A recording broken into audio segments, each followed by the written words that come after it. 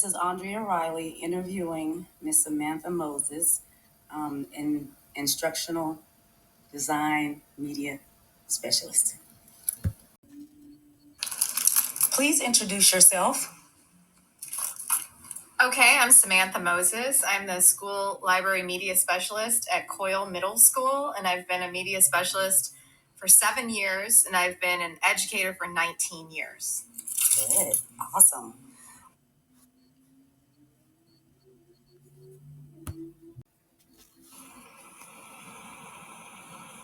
How did you begin your path as an instructional designer or instructional technologist? And what advice do you have for newcomers? So I decided I really came in to instructional design through the school library angle. I was an art teacher for 12 years, and then I decided I wanted to move into the media center. Um, Even as part of my art practice, I used technology a lot. So that's just been kind of a natural transition for me. And every year, particularly within the COVID years, technology just naturally became a bigger and bigger part of what we do every day. To the point now where we're grappling with AI and how to present that to students. Okay. What instruction? Why did you best choose this career path? So I don't know. I fell into this career like backwards, I think. I was not going to be a teacher at all. My parents were both teachers, and that was the last thing I wanted to do. I was going to do something else. And so I went to college and studied art, and then I went to grad school and studied painting, and I was in the fine arts area, and I ended up teaching art anyway because I was teaching adjunct at UGA at the art school. I was creating my own art and paintings and trying to make a career out of that, and also waiting tables at the same time. Wow. And it was, I think I turned like 29 or not, I had my 30th birthday, like in my mind's eye.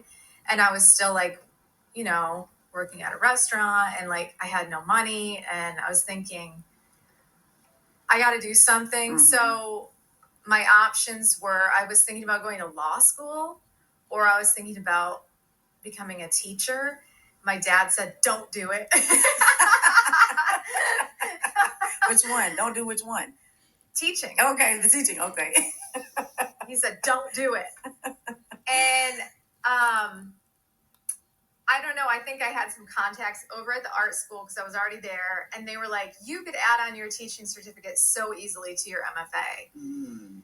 And so I believe really that decision came down to, I knew what it was about, and I could conceptualize it easier than like, I felt like going to law school, I would be completely starting from scratch and trying to figure out that direction. So I ended up adding my teaching certificate onto my MFA. And then the good news about that is my first year of teaching, I was at a T6 level already. Wow. So I walked into a pretty good salary, which was good because the job is hard.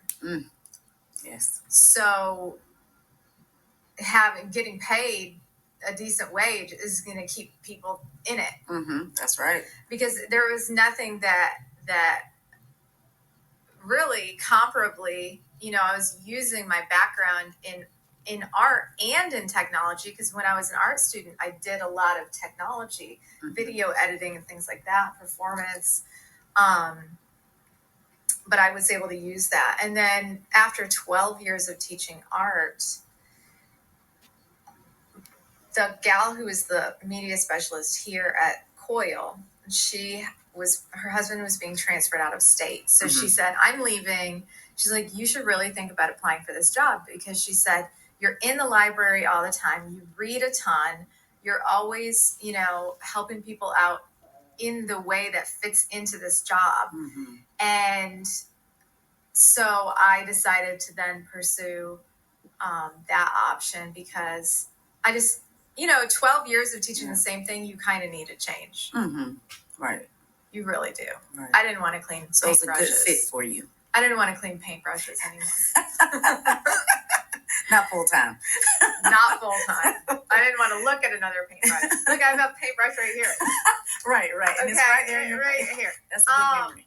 But so it was a natural progression, but it was not the plan. Mm-hmm.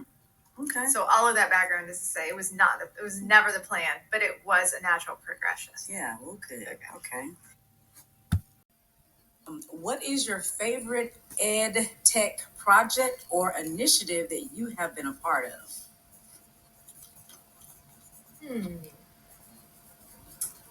Well, I would say one of my favorite things is the Northeast Georgia RISA workshop that we have every year, and it's held in Winterville. It incorporates a lot of librarians from and school technology people from around the region. And it's more of a conference. Okay.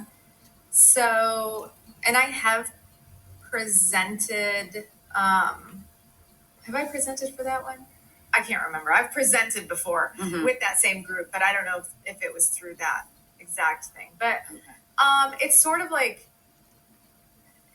it's sort of just a day of like sharing ed tech and library innovation ideas.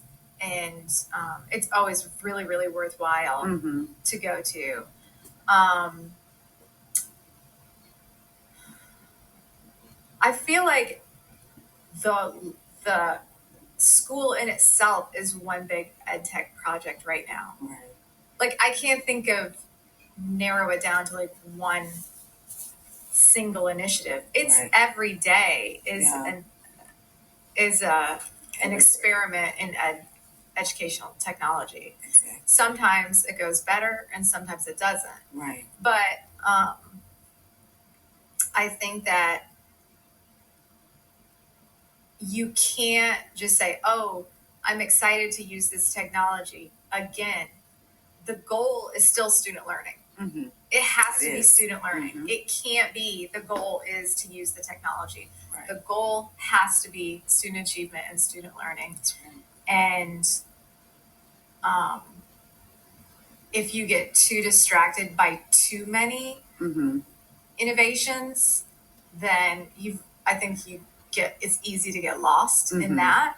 Right. And then you're thinking about the technology instead of the students. Exactly.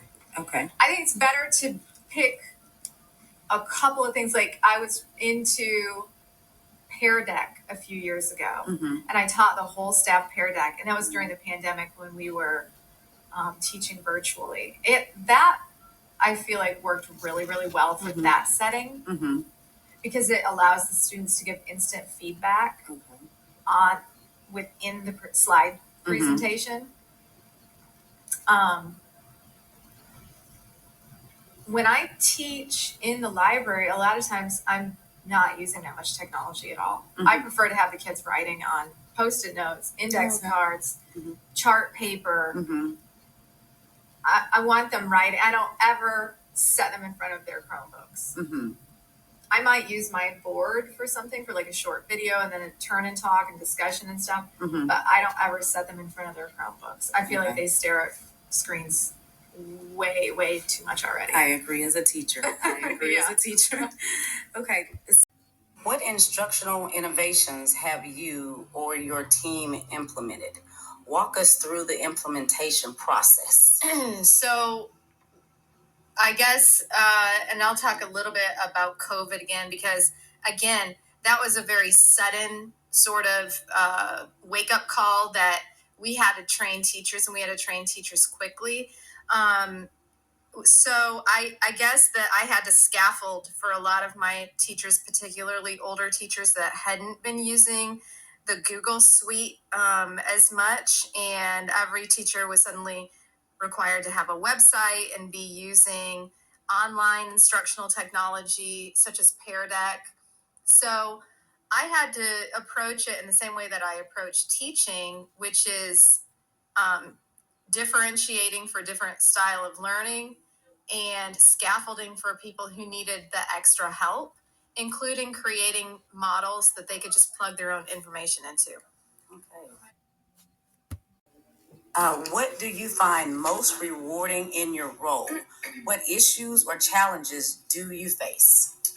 I think most rewarding to me is still connecting students with books. At the end of the day, I am in instructional technology because as a media specialist, technology has become a very big part of my job, but I still do have that love of library books and reading. So literacy is still the bottom line for me and the most rewarding part of my job. Um, my challenges that I face is that there's just a constant flow of change. And so you have to be super adaptable in this position. You have to be willing to learn new technology all the time. You might feel like you just got something accomplished or mastered and then it's changed. Do you work as a part of a team, and which instructional design processes do you use? So yeah, definitely we work as a part of a team. I don't think you can work in a school and not be part of a team.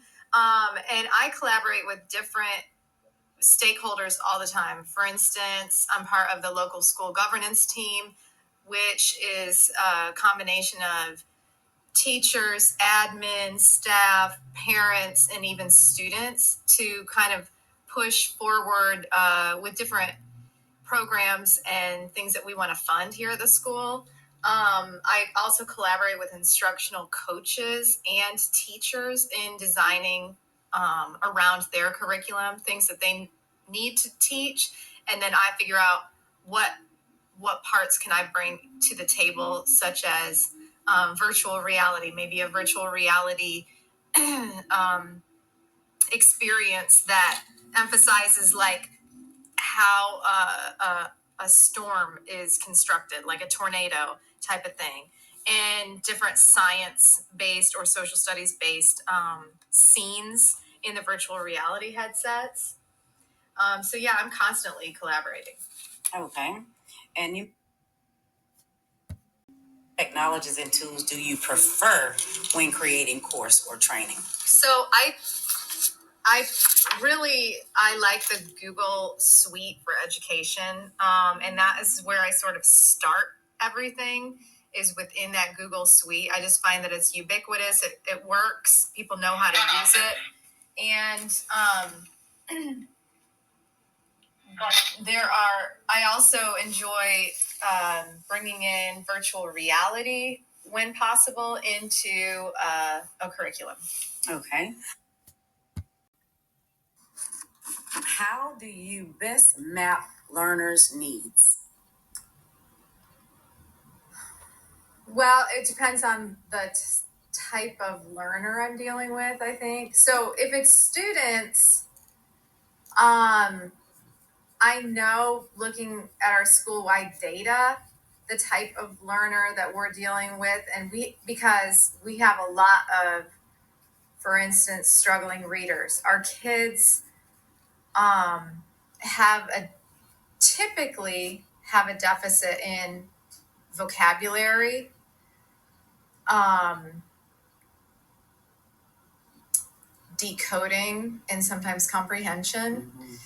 And so I know that I have to keep that data in mind every time I design an assignment for them, that I'm going to need to try to scaffold and introduce additional vocabulary, scaffold for my learners, try to meet that data where it is, and um,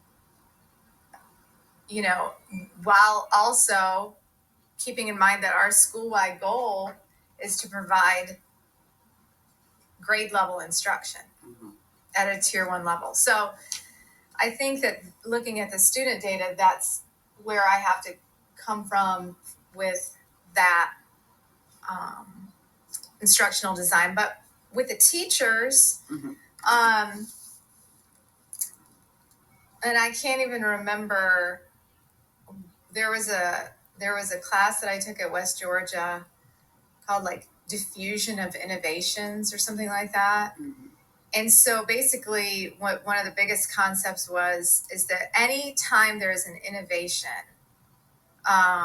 you're always going to have like your early adapters. Then the next group is going to be like your average adapters. Like they'll get into the swing of things with most people, and then a few late adapters, and then people that won't get into it at all. And I try to think about how I can structure groups of people to work together, because there's always going to be somebody on your team that is like adept and adapted at technology really, really easily. Probably somebody younger who's so used to working with technology that they don't even have to think twice about it. And so I do try to help teams help each other, or identify people on their hallway that they can get help from first, before having to, come back to me or district level people. Awesome.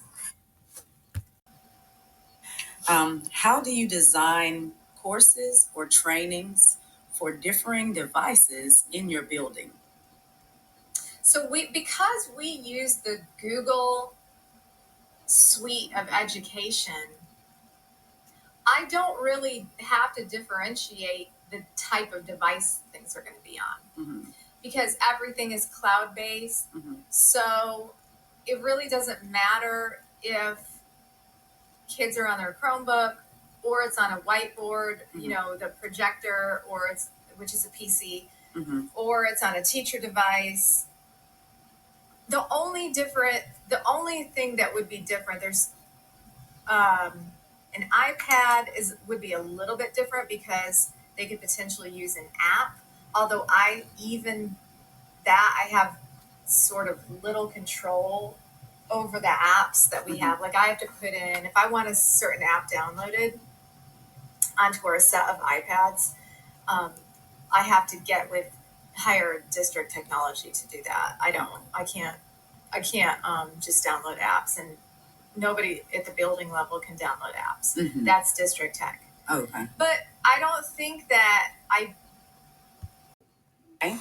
And the last question, which blogs, books, or communities do you follow for ideas and trends? Based on your experience, what qualities define an effective course or training? Okay, so I like to follow School Library Journal, which has a lot to do with book reviews and things like that, but also has to do with technology trends.